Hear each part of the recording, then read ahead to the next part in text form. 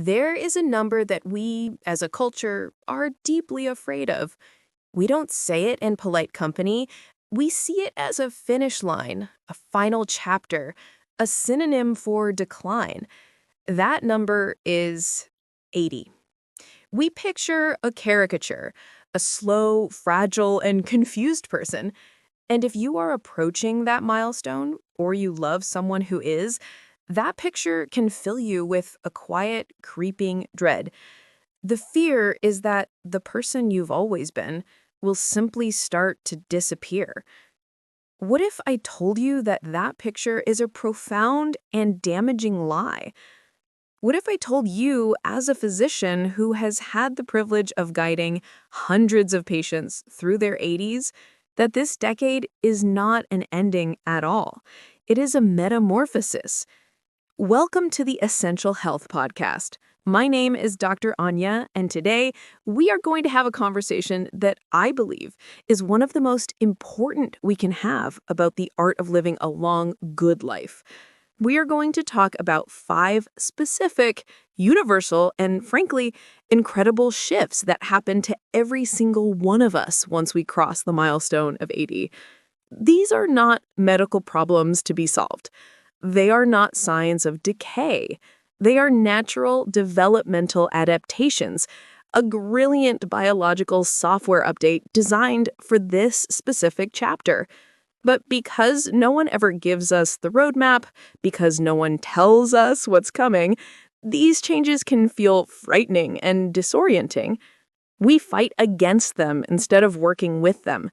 Well, today, I am going to give you that roadmap. In this episode, I am going to walk you through the 5 inevitable changes that happen at 80 that no one talks about openly. You will learn the truth about your new energy rhythm and how to harness it, the beautiful, unexpected evolution of your social world, the profound and liberating shift in your relationship with time, and the fascinating trade-off your mind makes swapping speed for something far more valuable. And this is the entire reason you must stay with me on this journey, the 5th and final change is the most surprising of all. It is a gift of personal freedom and authenticity so profound, it might just be the very best thing about turning 80. I truly believe that, and I can't wait to share it with you. This is not a guide to surviving your 80s. This is a guide to thriving in them. This is the conversation that can transform your fear into anticipation. Let's begin with the first, most tangible change, the transformation of your energy and your sleep.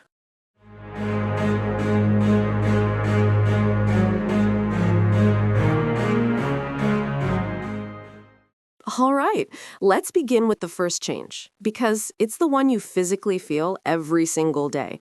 It's the one that causes the most frustration and worry. We're talking about your energy and your sleep patterns.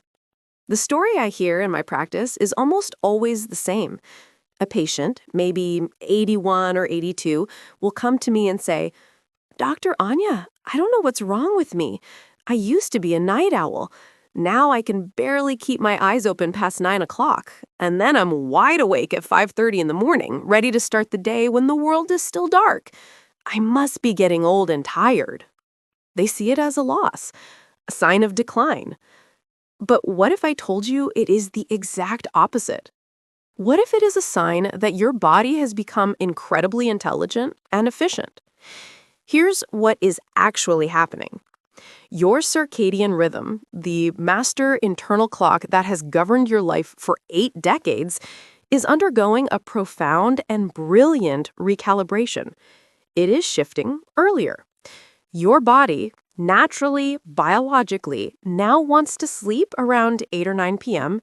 and wake up around 5 or 6 a.m. The energy peaks you used to feel in the late afternoon have migrated to the morning. That significant energy dip you feel around 2 p.m. is not a sign of fatigue, it's a scheduled power down mode. Think of your body like a sophisticated corporation. For years, it was running a massive 24/7 global operation. It needed energy at all hours. It was inefficient but necessary. But now, at 80, The wise CEO of your biology has looked at the data and made a strategic decision. It has decided to shut down the wasteful night shift and consolidate all of its most important work into a single, highly productive daytime shift. It's not a sign of weakness. It's a sign of profound, streamlined efficiency. Your sleep architecture changes too. You'll find you spend more time in lighter sleep stages. This isn't a flaw. At this age, your brain prioritizes being able to wake up quickly if needed. A brilliant protective adaptation. The key is not to mourn the loss of your old, clunky, inefficient schedule, but to embrace and design your life around this new, smarter one. Let me tell you about a patient of mine, a wonderful 82-year-old retired teacher named Lucille. For the first 2 years after turning 80, she fought this change with everything she had. She'd force herself to stay up to watch the late news, feeling miserable. She'd lie in bed in the morning frustrated that she was awake so early. She was convinced something was wrong with her. During one of our consultations, we just reframed it. I told her, "Lucille, your body isn't broken. It's just given you a new, more efficient work schedule. Let's try for 1 week to honor it." So she did. She started her wind-down routine at 8 p.m. and was in bed by night. She allowed herself to wake up at 5:30 a.m. without guilt, and she used that quiet, golden hour to read, something she loved. She redesigned her entire day. She scheduled her most important activities, her correspondence, her light exercise, her errands, in the morning when her energy was at its absolute peak. She learned to embrace a brief 20-minute rest after lunch, not as a sign of weakness, but a strategic recharge. The result? She came back a month later and told me she felt more energetic, more productive, and more joyful than she had in years. She hadn't changed her biology, she had simply stopped fighting it. The most powerful mindset shift you can make is this. Your body is not declining, it is adapting. When you stop fighting your new natural rhythm and start building your life around it, you will discover a profound sense of ease and vitality. You are not losing energy, you are learning to use it with incredible newfound wisdom.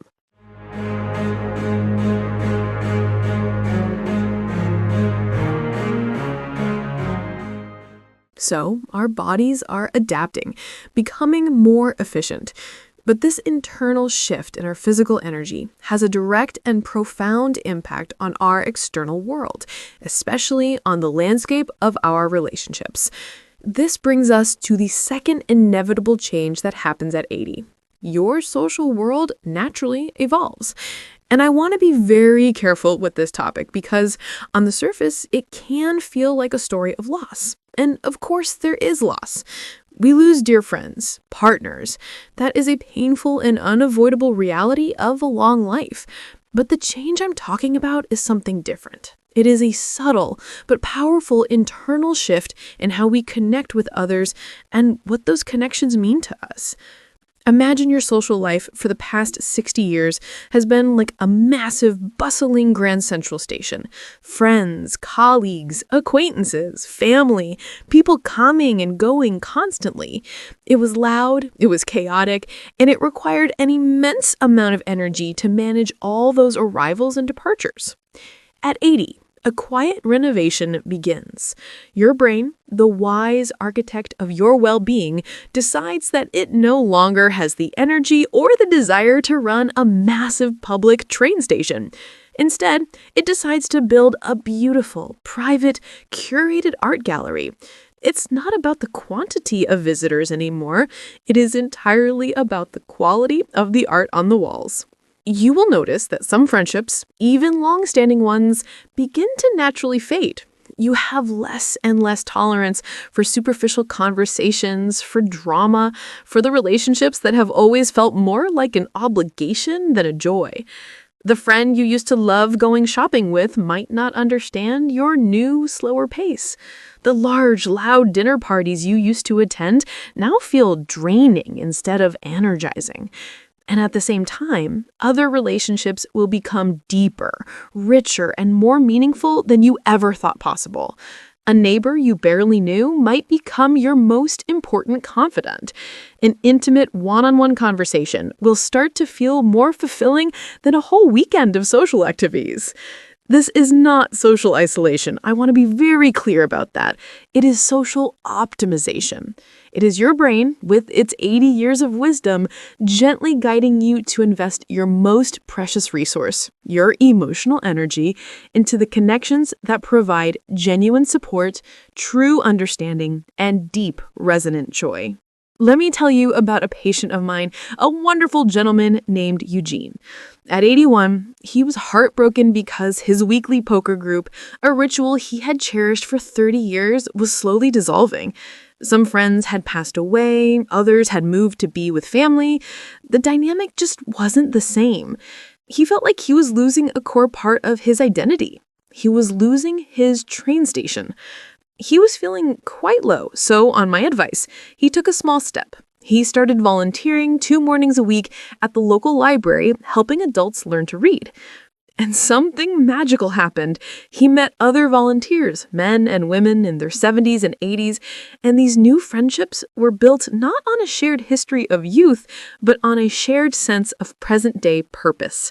Eugene discovered that the conversations he was having in the quiet of the library were more honest, more supportive, and frankly, more interesting than the loud, boisterous talk of the old poker game. He was no longer just talking about the past, he was engaged in the present. He hadn't lost his social world, he had simply upgraded it. He had started curating his art gallery. The most beautiful part of this evolution is that it often leads to a deepening of our most important relationships. As we become more selective, we naturally have more time and energy to invest in our partners, our children, our closest friends. They feel that increased presence, and they respond to it. So, the lesson here is one of permission. Give yourself permission to let some relationships fade without guilt. Not every friendship is meant to last a lifetime, and that is okay. And at the same time, give yourself permission to actively seek out new connections built around the person you are today, not the person you were 30 years ago. You are not becoming antisocial. You are becoming a master curator of your own well-being. You are choosing, with the profound wisdom of your 80 years, to spend your time only with the masterpieces.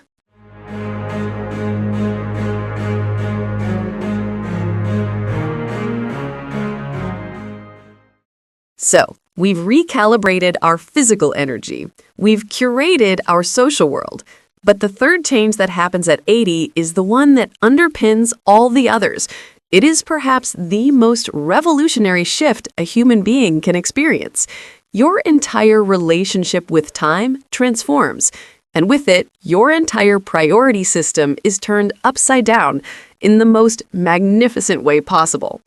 For the first 80 years of your life, in many ways, you were a servant to time. Time was a ruler, a taskmaster. It was deadlines at work. It was the school pickup schedule. It was the mortgage payment due date. It was a race to the next promotion, the next milestone. Our lives were governed by a relentless external clock and a deep-seated fear of falling behind or missing out. Then, at 80, something magical happens. You declare a quiet, personal, and profoundly liberating revolution. You overthrow the tyranny of the clock. This is what psychologists call a time perspective shift. You are not running out of time. You are finally, for the first time, understanding what time is actually for.